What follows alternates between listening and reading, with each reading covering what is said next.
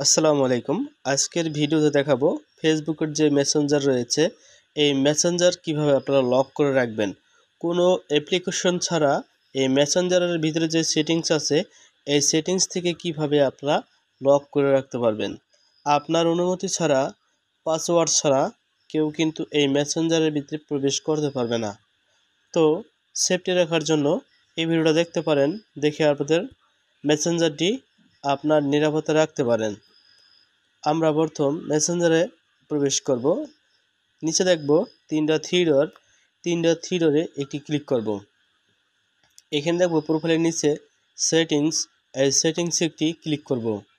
তারপর আমরা আস্তে আস্তে একটু উপরে যাব। উপরে আসার পর এখানে আমরা দেখতে পারবো প্রাইভেসি এবং সেফটি।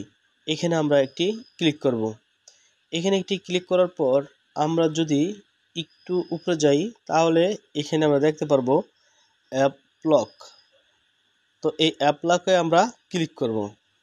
এখানে একটি ক্লিক করার পর আপনাদের যদি এরকম আসে সেক্ষেত্রে আপনারা এই টিকমার্কটি আপনারা দিয়ে দিবেন। এই টিকমার্কটি দেওয়ার পর আপনার হয়তো আমার স্ক্রিনটা কালো হয়ে আছে, আপনাদের মোবাইলের যে ফিঙ্গারটা রয়েছে ফিঙ্গারটা আপনারা দিয়ে দিবেন।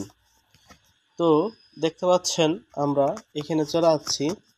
এখানে আসার পর এখন এখানে কিছু শর্ত আছে, এই শর্তগুলো আপনার বুঝতে হবে। এখন এই যে দেখেন 4টা অপশন দেওয়া আছে।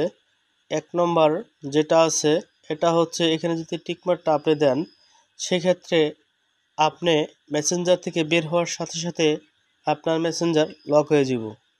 তারপর এই 2 নম্বর আছে 1 মিনিট পর আপনার মেসেঞ্জার থেকে যখন আপনি বের হয়ে যাবেন তার 1 মিনিট পর মেসেঞ্জারটি এই লক হয়ে যাবে।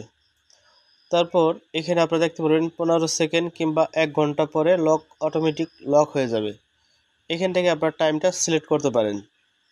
তো আমি বের হয়ে গেলে 1 মিনিট পরে আমার অটোমেটিকলি মেসেঞ্জারটি লক হয়ে যাব। 2 নম্বর অপশনে আমি দিয়ে রাখলাম। এখন আমরা এখান থেকে বের হয়ে যাব। বের হওয়ার পর এখন আমরা মেসেঞ্জারে ঢুকতে পারতাছি। 1 মিনিট যদি ওভার হয়, 1 মিনিট পর যদি আমরা ঢুকি তাহলে দেখব আমাদের মেসেঞ্জারে লক হয়ে গেছে।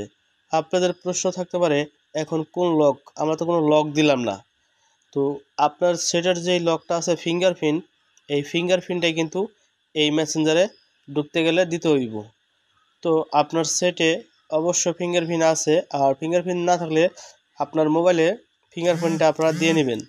দিয়ে নিলে কিন্তু আপনাদের আর কোনো ঝামেলা হবে না, আপনারা কিন্তু এই কাজটা করতে পারবেন। আপনাদের মোবাইলের যে ফিঙ্গারপ্রিন্ট আছে এটাই কিন্তু চাইবো। ভালো থাকবেন। ভিডিওটা ভালো লাগলে অবশ্যই ভিডিওতে লাইক করবেন।